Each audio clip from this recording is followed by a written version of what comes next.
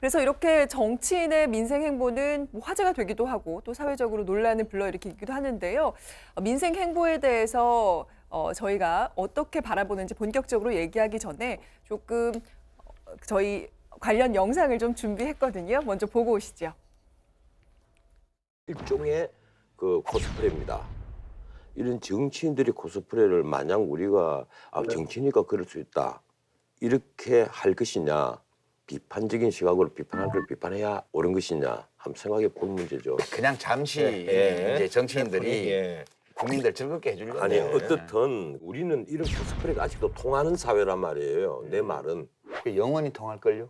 영혼이요? 예. 그런가요? 예. 그럼 어떻든 서민과 가깝게 보려고 해서 우리가 이해를 해주자는 것은 난 말이 안 된다고 봐요. 왜 말이 안 돼요? 왜 그런가 하면요. 민생 탐방 이러는데 지난번에도 말씀드렸지만 민심을 탐방을 해야만 합니까? 그래도 안 하는 것보다 그러면 니들이 낫죠. 자격이 없는 거예요. 아니 변호사님 이건 중요한 건데 저는 그렇게 생각해요. 이게 나쁘게 볼 수도 있는데 그럴 때 잠시라도 서민의 입장에서 한번 느끼고 생각해 볼 수 있게끔 자기가 이런 걸 해보는 거, 이런 건 저는 꼭 나쁘게 볼 건 없다. 일부러 속이려고 하는 건 아니라고 봐요, 저는. 이미지는 대중이 만들어주는 것이지 본인이 빨리 하는 것이 아닙니다.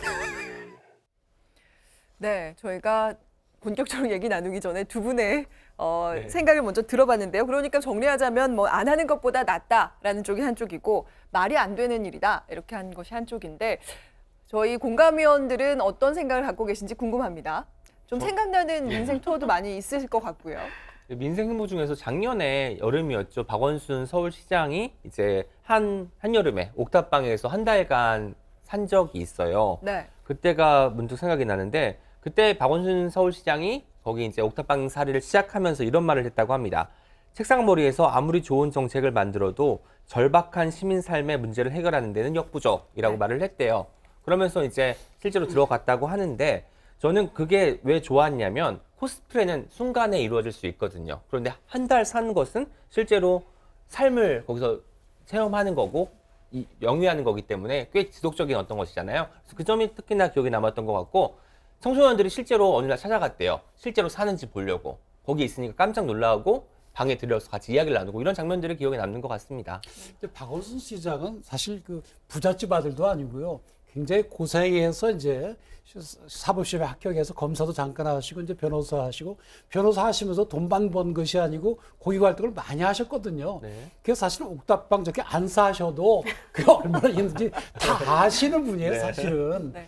그래서 다만 이제 그걸 실제로 체험하시는 것이 아니라 내가 이렇게 옥탑방에 사는 서민들과 함께한다. 그런 걸 보여주시려고 이제 하신 거거든요. 네. 근데 진짜 훌륭하시죠. 근데 저희 굉장히 더워요. 선풍기만 틀었는데 네. 2층인데 슬레트 집이 돼가지고 네. 왜 푹푹 찌거든요. 근데 제 생각에는 퇴근하시면 저녁 내내 아무것도 못 하셨을 것 같아요. 더워서. 네. 그러면 오히려 총량으로 보면은 더 손해가 아닌가. 네. 그 시간에 좀 열심히 다니시면서 차라리 네. 돈 내고 에어컨 켜고 거기 앉아서 고민을 하시는 게 더 효율적이 아닌가 그런 그러면 생각이 좀 들어요. 60대 정태현 의원께서 보시는 제대로 된 민생 투어에 혹시 혹은 어떤 게 민생 투어라고 생각하시는지.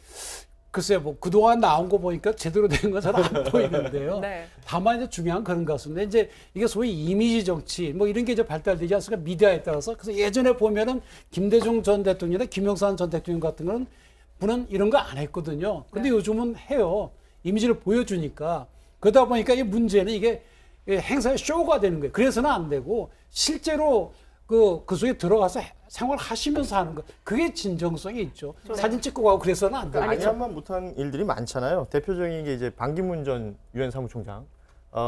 한때 갑작스레 부상이 확 됐죠. 차기 대권 주자로까지. 그러면서 사무총장 임기 끝내고 한국 들어올 때 공항 난리 났었습니다. 그날 저도 현장에 있었는데요. 네. 그 인천공항에서 서울역까지 직접 그 지하철 타고 공항철도 타고 이동하는데 지금 보시는 장면인데 티켓을 발매하는데 10,000원짜리 2장이 동시에 들어가는 아주 웃지 못할 상황들이 연출됐던 게 본인이 모른다는 겁니다. 그리고 지금 저 꽃동네에서 지금 봉사활동하는 장면인데 저 턱받이를 죽을 드시는 할머니한테 해줬어야 되는 거잖아요.